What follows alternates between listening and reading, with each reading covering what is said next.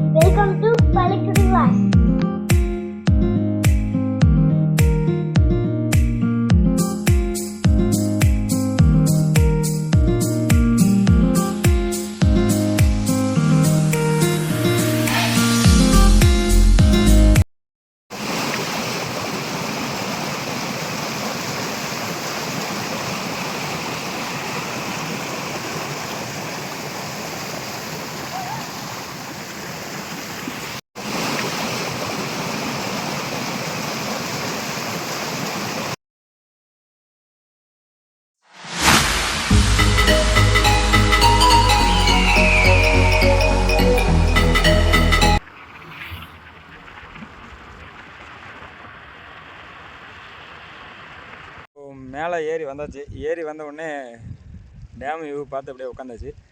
எப்படி இருக்குது அப்படின்னு சொல்லி பாருங்கள். வேற மாதிரி இருக்குது. நம்ம கோயம்புத்தூரில் பீச் இல்லை அப்படின்னு சொல்லி ஃபீல் பண்ணுறவங்க எல்லாருமே கண்டிப்பாக ஒரு டைமாவது ஆழியார் டேம் வந்து மீட் பண்ணி பாருங்கள். ஸோ வேறு மாதிரி இருக்குது.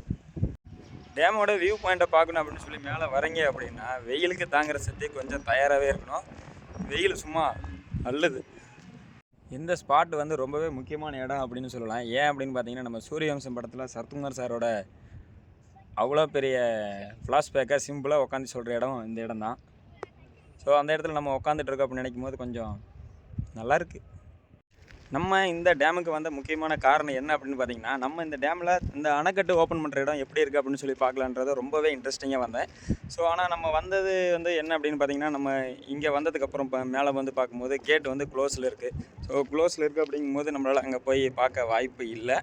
ஸோ வந்த பிளானு வேஸ்ட்டு. நமக்கு அவ்வளோதான் லக்குன்னு நினச்சிக்கிட்டு கீழே என்னென்ன என்ஜாய் பண்ணுறதுக்கெலாம் இருக்குது அப்படின்னு சொல்லி பார்த்துட்டு வீடியோவை முடிச்சுக்கிட்டு வீட்டுக்கு போகலாம் அப்படின்ற பிளான் பண்ணிவிட்டு கீழே இறங்க போகிறோம். ஸ்டெப்ஸ் அப்படின்னா ஏறி வரத்துக்கு தான் சிரமமாக இருக்குன்னு பார்த்தா இறங்கி போகிறதுக்கு அதை விட பயங்கர சிரமமாக இருக்குது.